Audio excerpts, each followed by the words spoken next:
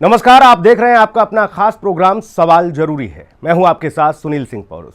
अवैध नशे के कारोबारियों के खिलाफ छेड़ा गया योगी का अभियान लगातार जारी है। पिछले एक सप्ताह में प्रदेश भर के अलग अलग जनपदों में नशे के सौदागरों के खिलाफ योगी सरकार बड़ी कार्रवाई कर रही है।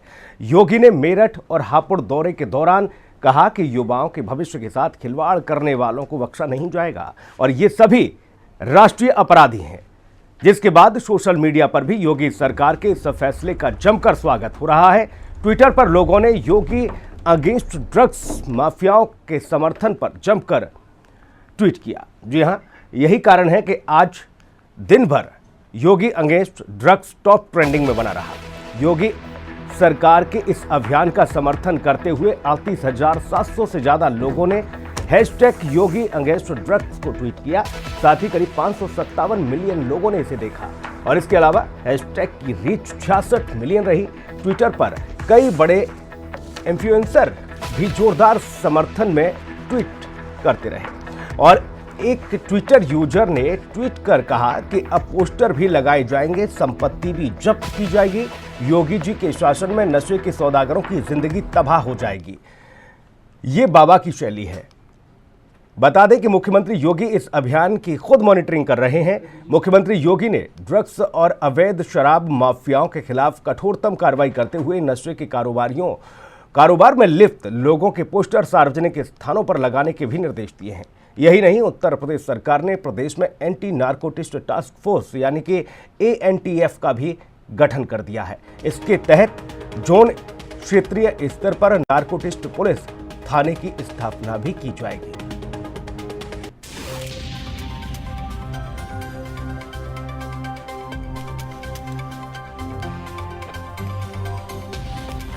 तो अवैध नशे के कारोबारियों के खिलाफ छेड़ा गया योगी का अभियान लगातार जारी है। पिछले एक सप्ताह से प्रदेश भर के अलग अलग जनपदों में नशे के सौदागरों के खिलाफ योगी सरकार बड़ी कार्रवाई कर रही है। योगी ने मेरठ और हापुड़ दौरे के दौरान कहा कि युवाओं के भविष्य के साथ खिलवाड़ करने वालों को बख्शा नहीं जाएगा। ये सभी राष्ट्रीय अपराधी हैं और इसके बाद से सोशल मीडिया पर भी योगी सरकार के इस फैसले का जमकर स्वागत हो रहा है। ट्विटर पर लोगों ने हैशटैग योगी अगेंस्ट /ड्रग्स का समर्थन कर जमकर ट्वीट किए हैं। यही कारण है कि दिन भर hashtag Yogi against drug mafia top trending में बना रहा।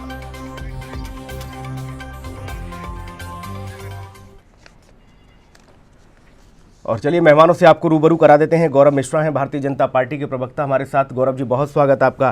प्रोफेसर भुवन जोशी भास्कर इस वक्त हमारे साथ हैं, समाजवादी पार्टी के प्रवक्ता हैं। जोशी जी, बहुत स्वागत आपका।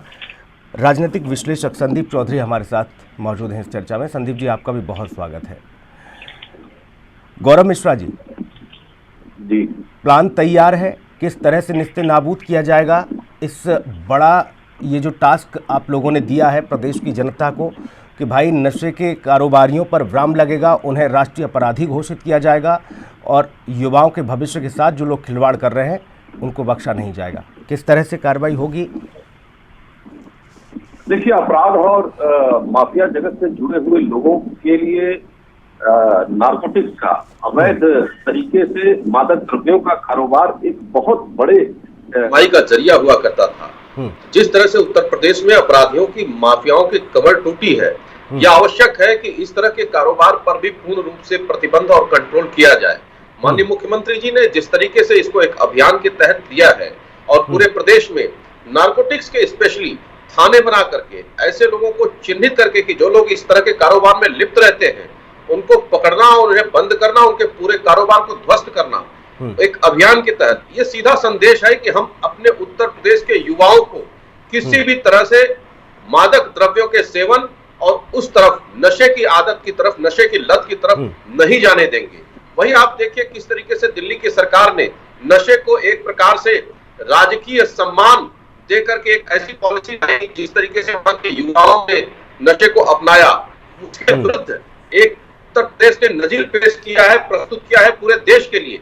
और जिस तरह से धरपकड़ हो रही है, आपने देखा लगभग 785 लोग इसमें गिरफ्तार किए जा चुके हैं। 2 थाने अभी बनाए जाएंगे बाराबंकी में और गाजीपुर में। तमाम इस तरह के स्टेप्स लिए जा रहे हैं। गौरव जी, ठीक। भुवन जोशी जी, आप सहमत हैं ये जो अभियान छेड़ा जा रहा है उत्तर प्रदेश में? देखिए, मैं कहना चाहता हूं कि भारतीय जनता पार्टी की योगी सरकार 5.5 वर्ष के कुंभकर्ण की नींद के बाद इस दिशा में जागी है और हम देख पा रहे हैं कि 5.5 साल तो इस दिशा में कोई काम नहीं हुआ और आगे हम देखेंगे कि इसमें क्या काम होता है। और मैं कहना चाहता हूं, जैसा कि मैं मुख्यमंत्री जी का, योगी जी का बयान आपके चैनल के माध्यम से देख पा रहा था, उन्होंने कहा कि जो नशा है वो युवाओं के खिलाफ काम करता है। मैं उनसे कहना चाहता हूं, वो उस जड़ तत्व में जाएंगे कि युवा नशे की ओर क्यों जाता है, तो उनको इसका परिणाम अच्छा मिलेगा।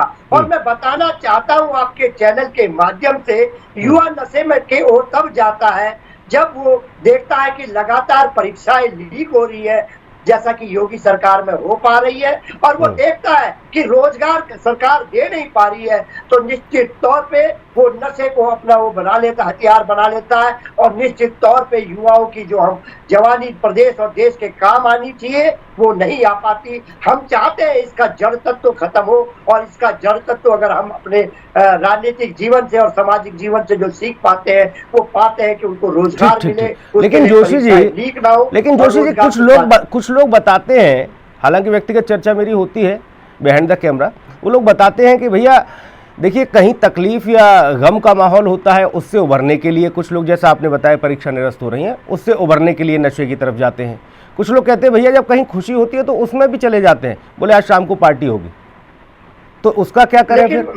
मैं देखिए, सामाजिक परिधि में आप समझ रहे हैं और आपकी बात से मैं असहमति जाहिर नहीं करूंगा, क्योंकि ये भी एक पर्याय है आजकल समाज में। क्योंकि मैं भी एक टीचर हूँ, टीचर होने के कारण मैं आपको बताना चाहता हूँ, निश्चित तौर पे खुशी के अवसर तो कम आते हैं, लेकिन गम के अवसर ज्यादा आते हैं जीवन में, जब बेरोजगारी का आलम होता है और घर वालों का और समाज का दबाव होता है युवक पे नौकरी के लिए, और उसका कैरियर भी प्रभावित होता है। तो निश्चित तौर पे गंभीर कदम को हम हल्के उसमें नहीं ले सकते। अच्छा, हमें लगता है कि फिल्म में कोई गाना आया था, मुझे याद आ गया, आपने कहा गम के माहौल ज्यादा आते हैं, उसमें था कि मुझे पीने का शौक नहीं, पीता हूं गम भुलाने को। अब जब मिलेगा ही नहीं, अब माफियाओं पर शिकंजा इस तरह से कस जाएगा, उनको राष्ट्रीय अपराधी घोषित कर जाए, फिर भुलाओ गम कैसे भुलाओगे? देखिए, आप एक बहुत अच्छे पत्रकार हैं और रोचक खबरों को बनाने में आप बहुत माहिर हैं। मैं निश्चित तौर पे कहूंगा ये गंभीर मुद्दा है, और इस गंभीर मुद्दा में हम इतना कहना चाहते हैं, प्रदेश और देश के युवाओं को इस नशे से बचाने के लिए उनकी जो मूलभूत समस्या है, चाहे वो बेरोजगारी है, चाहे वो परीक्षाएं लीक है, उससे मुक्ति दिलाइए। निश्चित तौर पे काफी युवा देश और प्रदेश की उसकी शक्ति काम आई।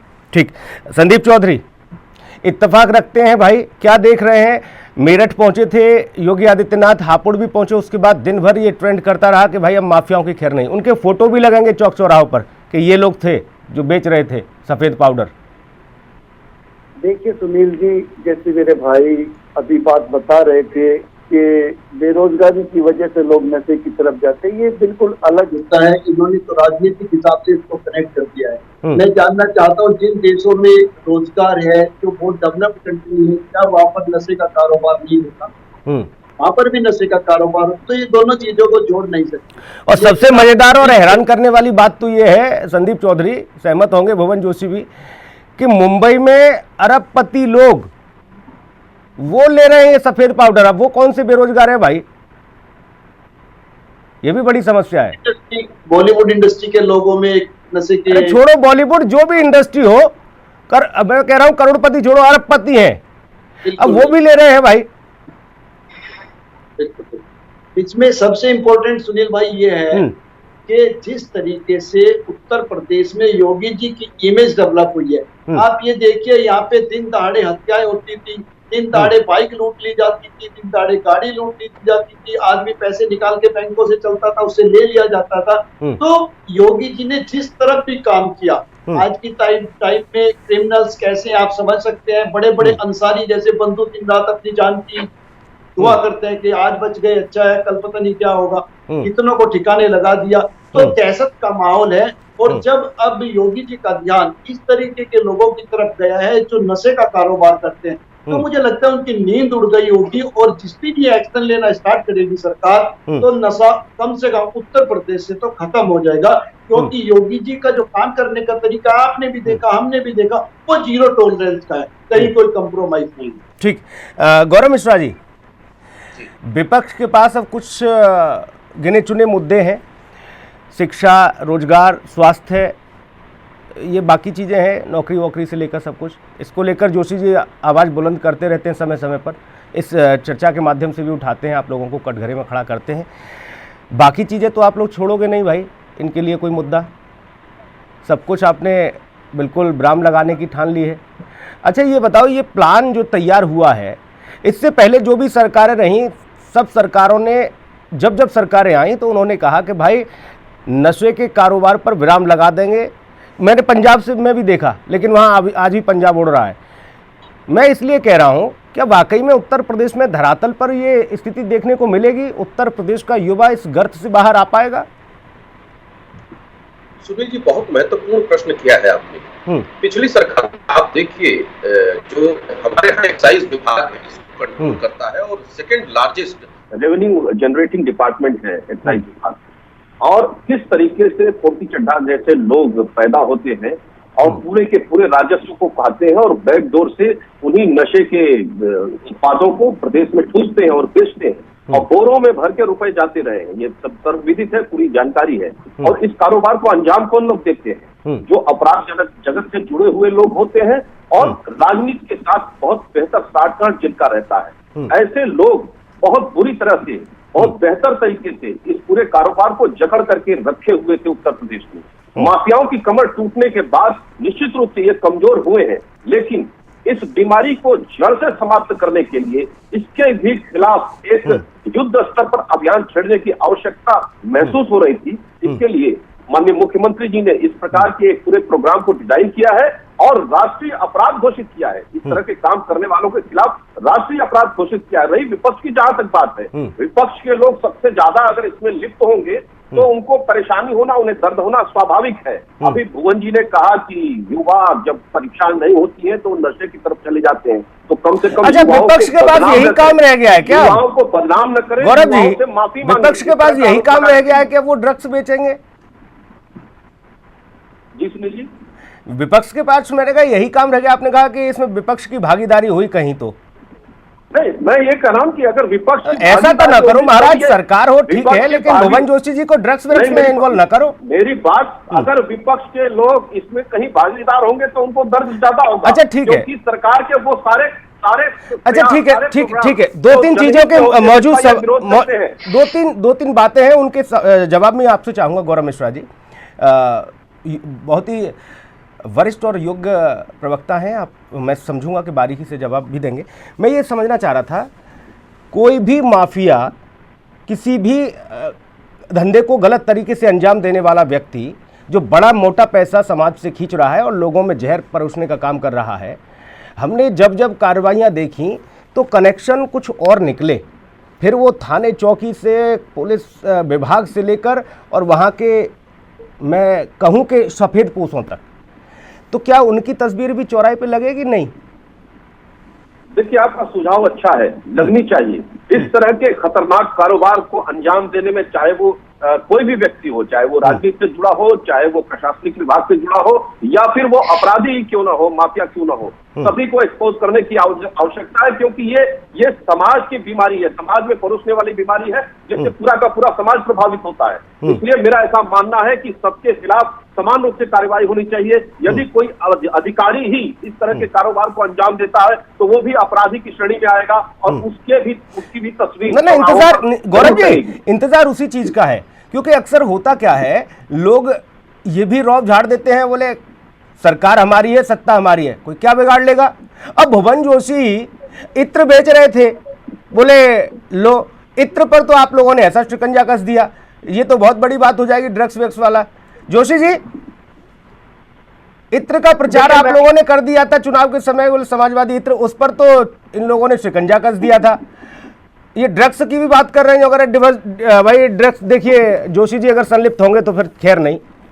पूरे देश और प्रदेश में देखा था कि चुनाव में क्या हुआ था। जो इत्र वाला व्यापारी था वो तो भारतीय जनता पार्टी का कार्यकर्ता निकला। निश्चित तौर पे उसको बताने के लिए, उसको दबाने के लिए इन्होंने जरूर एक कारोबारी, हमारे जो एमएलसी भी थे उनको जरूर उनको घेरे में लिया, लेकिन हाथ में कुछ नहीं आया। निश्चित तौर पे जब उसकी जड़ पे हम जाते हैं तो पाते हैं कि वो साथी भी इनके ही हैं जिन पे इन्होंने छापा लगवाया था। वो गलती से छापा इनके यहाँ लग गया, लगवाना हमारे अच्छा, चाहते थे। जोशी जी, जोशी जी देखा, कानून के विद्यार्थी रहे हैं आप, थोड़ा सा मुझे बारीकी से समझाइए।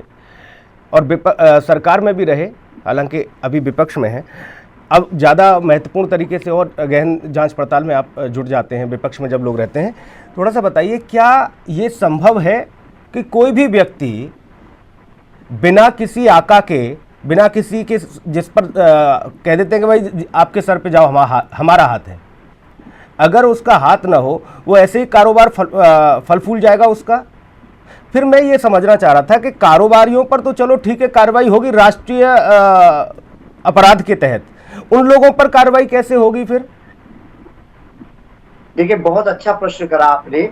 मैं निश्चित तौर पे कहना चाहता हूं, जो मैं बात कह रहा था जिसमें मेरे भारतीय जनता पार्टी के प्रवक्ता साथी को भी थोड़ा दिक्कत आई, क्योंकि मैंने बोला था कि जब ड्रग्स का है कि उसके कारणों में भी जाना पड़ेगा। आज का युवा ड्रग्स क्यों ले रहा है, चाहे वो कारण परीक्षा माफिया का था, चाहे मैंने कारण बेरोजगारी का बताया। और निश्चित तौर पे मैं अब आपके विषय में आना चाहता हूं और मैं बताना चाहता हूं, अपराध की जड़ तभी खत्म हो सकती है जब ग्राउंड लेवल से उसके ऊपर के लेवल तक सभी पे कार्रवाई हो, तब इसका जड़ तत्व को पकड़ में आ सकता है। उस पर जब एक्शन होगा नीचे से ऊपर तक, तब अगर उसका परिणाम 100% आ सकता है, वरना केवल मैं कहूंगा ये केवल औपचारिकता रह जाता है। और हम चाहते हैं, और हमारे नेता माननीय अखिलेश यादव जी ने भी कहा है कि अच्छे कार्यों में, जनहित के कार्यों में हम लोग पूरा सहयोग करेंगे। जब से उन्होंने शपथ ली थी और उन्होंने कहा था जो जनहित के विरुद्ध जो बातें होंगी उसमें सड़क से लेकर सदन तक हम लोग संग्राम। अब समस्या ये आ जाती है जोशी जी, यहाँ तो अच्छी बात लगती है आपकी, आप कह देते हैं,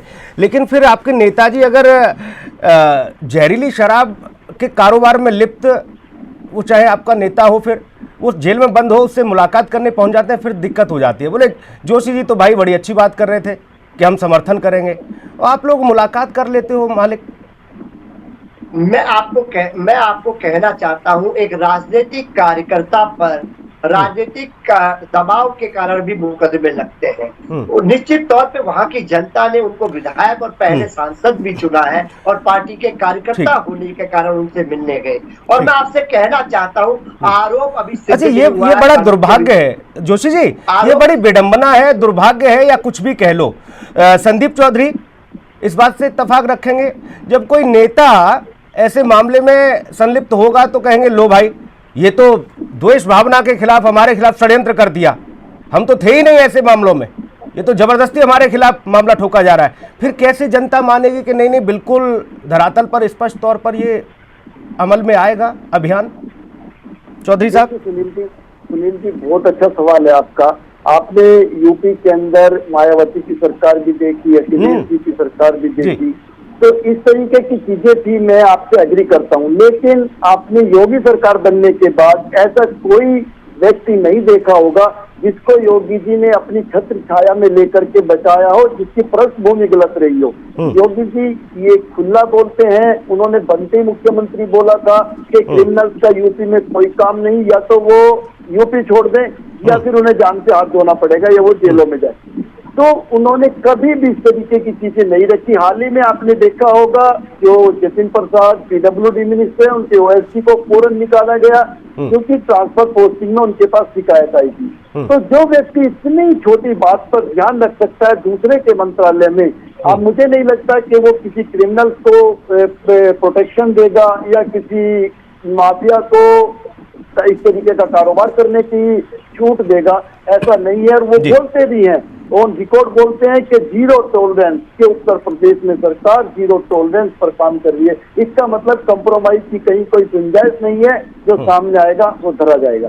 चलिए, कम से कम आप योगी जी की कार्यशैली से प्रभावित तो हुए, थोड़ा सा विचार आपका भी बदला योगी जी के प्रति, संदीप चौधरी, क्योंकि अक्सर करके चर्चाओं में जब आप बैठा करते थे तो आप ही टारगेट पर लिया करते थे, वो भी मुझे याद है। लेकिन एक राजनीतिक विश्लेषक के तौर पर आज आपने बहुत अच्छी बात कही कि योगी जी का शासनकाल बहुत बढ़िया चला है। गौरव मिश्रा जी, ऐसी बातों से और ऐसे विश्लेषणों से ही बल मिलता है, लगता है कि भाई अब सब ठीक हो जाएगा और योगी जी जिस तरीके से नशे के खिलाफ अभियान छेड़े हैं वो धरातल पर जल्द अमल में भी आएगा, नजर भी आएगा, माना जाए? जी हाँ, आपने देखा कि किस तरह से जन समर्थन इस अभियान को मिला है। सिर्फ इतने कम समय में ही 60 करोड़ से ज्यादा लोगों ने इसके हैशटैग को देखा है। ये अपने आप में बहुत बड़ी बात है। जब समाज में इस प्रकार के कुरीतियों या बुराइयों पर प्रहार करने का प्रयास कोई सरकार करती है और उस पर एक अभियान चलाती है, वो भी योगी जी जैसा मुख्यमंत्री जिसके कर्म और वचन में कोई अंतर नहीं होता है, तो एक उत्साह का माहौल जनता के अंदर में आता है, जनमानस में आता है, वो देखा जा रहा है। और इसका परिणाम भी आपको दिखेगा, जैसा अभी राजनीतिक विश्लेषक महोदय ने इस विषय को रखा कि योगी जी किसी काम को करते हैं तो वो कहते हैं तो करके दिखाते हैं। और आप उत्तर प्रदेश में देखिएगा, इस प्रकार के कारोबार से जुड़े हुए लोग या तो पलायित हो जाएंगे या सलाखों के पीछे होंगे, चाहे वो किसी रंग का कपड़ा पहने हो, चाहे वो किसी दल के साथ हो, चाहे वो किसी संगठन के साथ हो, वो अंदर दिखाई देंगे। ऐसे कारोबार करने वालों की उत्तर प्रदेश में अब बिल्कुल कोई गुंजाइश नहीं बचेगी। इस बात के लिए आपको आश्वस्त करना चाहते हैं, आपके दर्शकों को आश्वस्त करना चाहते हैं। जोशी जी, भाई कहते हैं कि अगर आप कोई भी काम करने जा रहे हैं और सबसे पहले कानून व्यवस्था को अगर आप मजबूत करना चाहते हैं तो बेहतर नहीं कि कप्तान को बदलें, बेहतर है कि थाने से सर्जरी करो जिले वाइज। जो बीट इंचार्ज होता है, जो वहाँ का चौकी इंचार्ज हो गया, जो वहाँ गश्ती पर लोग रहते हैं, वो सब पता रहता है उनको कि भाई कहाँ कहाँ क्या क्या खेल चल रहा है, कौन कच्ची शराब बेच रहा है, कौन सफ़ेद पाउडर बेच रहा है, सब पता रहता है। लेकिन होता ये है कि बड़े अधिकारी इधर से उधर हो जाते हैं और बाकी चीज़ें सब निरंतर चलती रहती हैं। तो क्या माना जाए कि एक बड़ी सर्जरी की ज़रूरत, एक आवश्यकता है? देखिए, कानून व्यवस्था की हालत तो योगी पार्ट 2 में भी दिखाई दे रही है। जब चंदौली में आप देख पा रहे हैं कि पुलिस की वजह से एक परिवार की 2 बहनों में एक की हत्या हो जाती है, घायल हो जाती है, आपने वो प्रकरण को भी देखा होगा।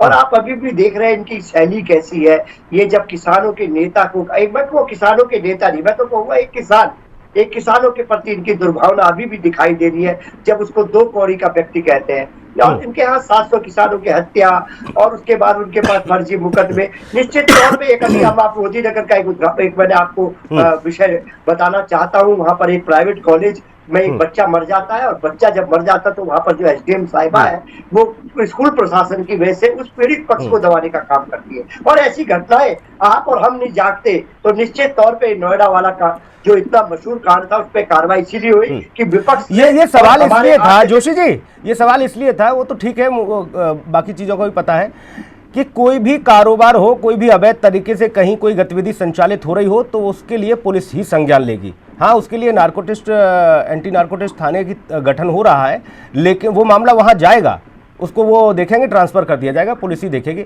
और पुलिस की जो कार्यशैली, पुलिस की जो भूमिका है वो सवालों के घेरे में अक्सर करके रहती है। मैं ये नहीं कहता कि विभाग के सभी लोग भ्रष्ट हैं, लेकिन कुछ लोग ऐसे हैं जो पूरे सिस्टम को गंदा करते हैं।